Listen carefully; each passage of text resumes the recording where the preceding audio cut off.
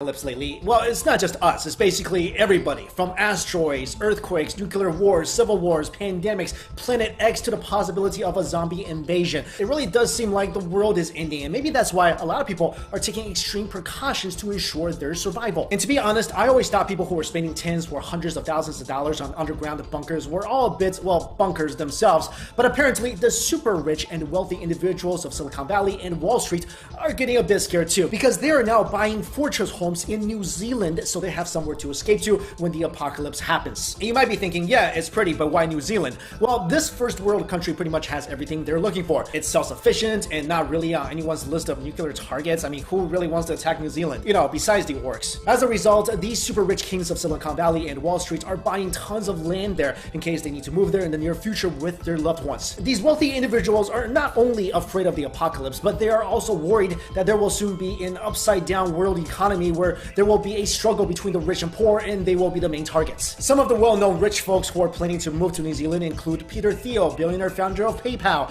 hedge fund pioneer Julian Robertson, and Hollywood film director James Cameron. And apparently the New Zealand government has already given them, and many other tycoons, New Zealand passports under, quote, exceptional circumstances, even though foreigners are supposed to live there for at least 3 years before they're able to apply for a passport in the first place. And it's not just the rich who are looking to move to New Zealand. Applications for New Zealand passports have increased greatly ever since the presidential election, as well as the mass shootings that have been happening around the US. In the first 10 months of last year alone, foreigners bought more than 4 times more land in New Zealand than what they bought in the previous year. And in addition to buying land in the Shire, these mega rich dudes are also discussing other ways to survive, such as buying bitcoins as protection against a central banking meltdown. And check this out, this is really interesting. They're getting laser eye surgery in case glasses and contacts are scarce in the near future because, well, you don't want to end up like this guy. One super rich dude, Steve Huffman, the co-founder of Reddit, said that when society collapses, getting glasses will be a great challenge. So laser eye surgery is vital to survival. Another rich dude, Marvin Lau, a former senior executive at Yahoo, has even gone so far as to take archery classes and collect a small arsenal of weapons to protect his family when the time comes. So there you have it, guys. Even the billionaires of the world agree that the end of the world is inevitable, and the only thing you can really do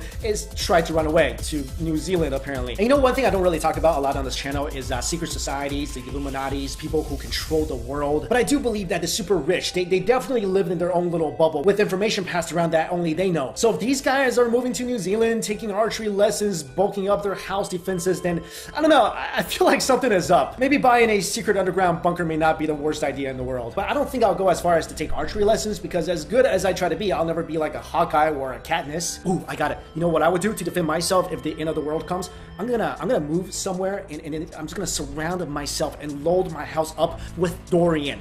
Yup, durian, the smelliest fruit in the world, but on the outside, they're like these spiky bowling balls. So I'm gonna get a bunch of them. I'm gonna try to get like a tree house. So if the people who are trying to invade my tree house don't get scared away by the nasty smell, then I'm just gonna throw these spiky suckers at them. Plus, a durian, it's a weapon and food. But let me know in the comments below, guys, what would you do? How would you prepare for the end of the world if you knew the end of the world was coming? Thank you so much for watching this video. I'll see you later. Hey guys, what's up? It's Mikey Chen. We've been talking a lot about the apocalypse lately. Well, it's not just us, it's basically everybody. From asteroids, earthquakes, nuclear wars, civil wars, pandemics, Planet X to the possibility of a zombie invasion. It really does seem like the world is ending, and maybe that's why a lot of people are taking extreme precautions to ensure their survival. And to be honest, I always thought people who were spending tens or hundreds of thousands of dollars on underground bunkers were all a bit, well, bunkers themselves. But apparently the super rich and wealthy